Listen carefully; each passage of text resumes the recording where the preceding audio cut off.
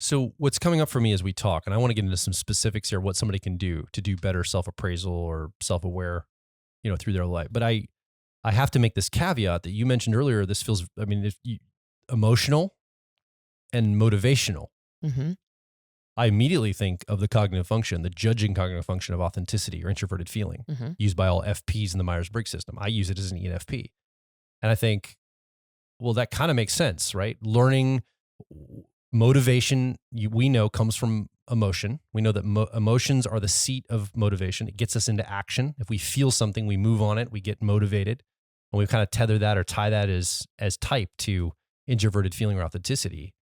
Are we saying that they, like people like myself that use this as a strength, are going to be better at doing self-evaluation or self-appraisal or awareness more than, let's say, somebody like you, Antonia, who is an ENTP preferences, right? You have ENTP preferences. You don't use introverted feeling or authenticity. I mean, you have it way down in your shadow, but it's not really your tool set. You come in with accuracy or introverted thinking. You're more about the logic and how things line up logically. Mm-hmm. So how can we think about this?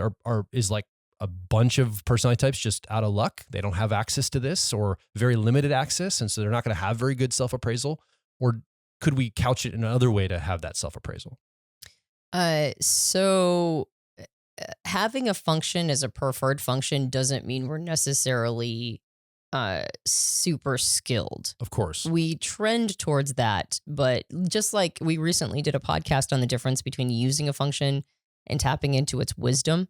People are very confused by this. Right. And so I do believe that types that have introverted feeling or authenticity as a preferred function spend more time in their, like kind of in an introspective space about how they feel and what their identity is and what means something to them. Introverted thinking or accuracy is more tapped into, like our thoughts and our beliefs and what makes sense to us. But I think that that's a big part of the self-assessment or self-appraisal too, because we're using language to do it. So it taps into our beliefs as well. Like you might get a feeling, like an ominous feeling before you get on stage, but once you put it into articulation, like I'm going to bomb this talk, now we're in belief realm. Yeah. And so introverted thinking or accuracy helps us like watch our mind talk to itself, right? Like it watches our own self-articulation.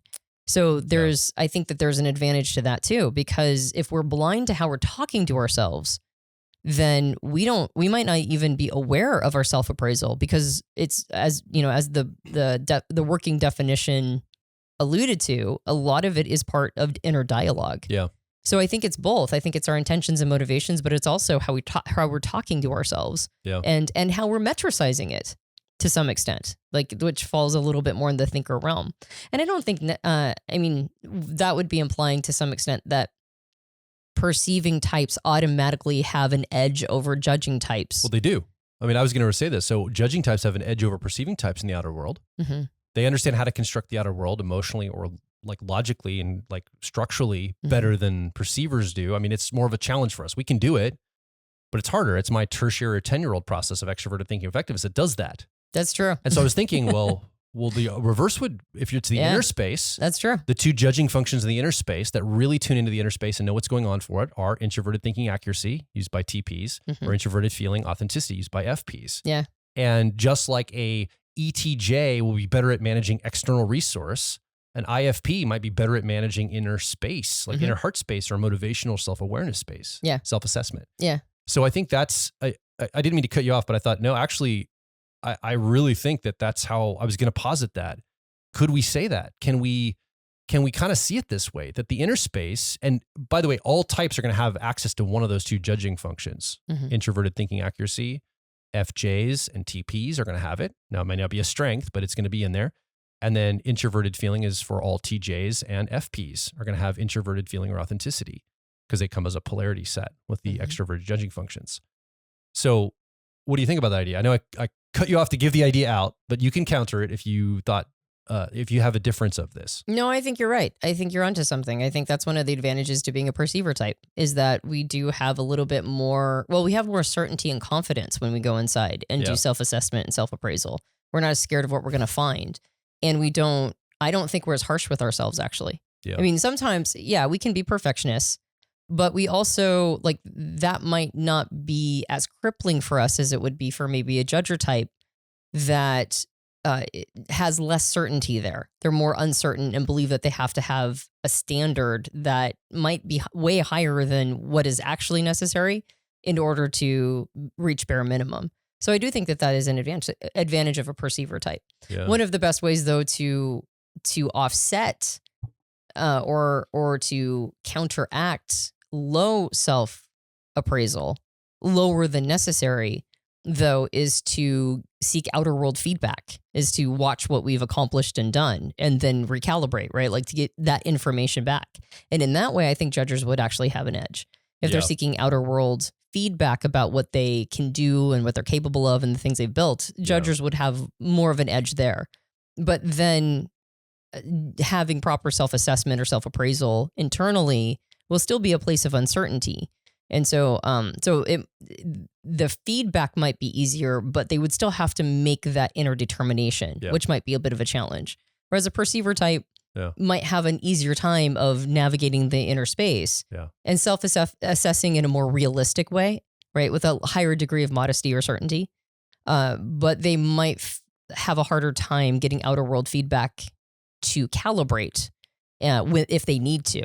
I mean, in some ways, sometimes perceivers can like think too highly of themselves without having any of the receipts, you know, like I've struggled with that. Yeah. It's like, I'm the greatest, blah, blah, blah, blah, blah. And it's like, and the evidence is where? And it's like, well, I'll get to that. Right. Yeah. It's still being built. Yeah. The evidence will come later. That's what I say. Yeah. So our Joel and Antonia right now is saying that perceivers are really good at self-assessment and self-awareness, and judges aren't, and they're better at the external. No, everybody can do all of this. Mm-hmm. We're just talking about trends, and we're talking about maybe who's more equipped for it, who has the tools for it, who's probably likely to clock more hours there, and kind of who would be equipped in that domain. And I think you're absolutely right. Judges in the outside world, perceivers in the inside world in that framework.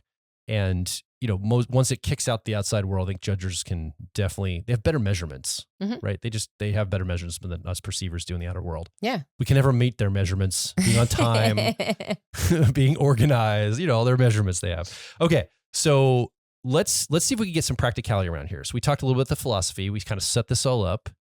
This really isn't a topic where we apply it to every single one of the 16 types. That's not really appropriate here. This is more principle-based. We're giving ingredients for you to triangulate this with your personality type, right? And use some self-judgment and self-awareness on your own side to take what we're talking about today to weave this into your own experience. So as we drive down for something more practical, something that somebody that's watching or listening right now could take away from this episode, let's get into that. How can we be thinking about it, and then what can we actually do about it? Well, anytime I think that anytime we're talking about self-awareness, one of the leverage points is to be really aware of our coping mechanisms. Oh, self-awareness or self-appraisal? Let's talk about self-appraisal in the context of, the category is self-awareness. Okay, I just want to make sure I'm following. Yeah. So when I say anytime we're talking about the category of self-awareness, we always need to be aware of coping mechanisms.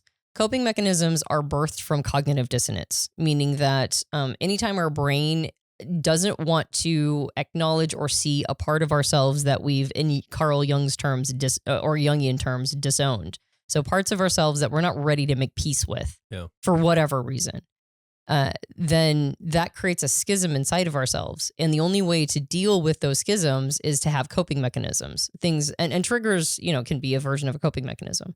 So awareness requires us to pay attention to coping mechanisms. And coping mechanisms are like ways to self-soothe when something needs attention, but we don't, for whatever reason, we're not paying it attention inside of ourselves, right? Some part of us is like kind of tugging at our pant leg and going like, hey, I think I have, you got to acknowledge me, or I have some needs, or, like pay attention to me. And we're like, no, I don't have time. I have to go to work and I can't sit here and, talk about my past or whatever. So whenever we have a disowned part, it creates a schism inside of ourselves. And the only way to, show up as a productive member of society when we are schismed is to have behaviors that cover over some of these, some of these schisms, and those are coping mechanisms. So when we talk about self-appraisal, a major thing to pay attention to is how many of your appraisals are coping mechanisms. Yeah. Right? Like before you go do something scary, talking about how you're going to fail. That's actually a coping mechanism. It's not a very nice one, but not wanting to be disappointed because you've been disappointed so much in the past and you just don't want to be disappointed anymore. So you're always going to have super low expectations. That's a coping mechanism, right? And so paying attention to how your brain is helping you navigate through life, it's like it's trying to be with you. It's trying to support you. It's trying to like have your back. It doesn't know that these are counterintuitive, or in a counterintuitive way, they're actually harming you. So watching those coping mechanisms, I think, is the number one thing. And the best way to know is, is the result not following the intended, behavior? It's like, I started this thing. I want to not feel disappointed. So I'm going to tell myself it's all going to be bad. And then when it's bad, did I actually abate disappointment, or am I actually still feeling disappointed? Yeah. It's just now I'm also kind of cynical on top of it. So this is actually important. We don't have to go too deep here.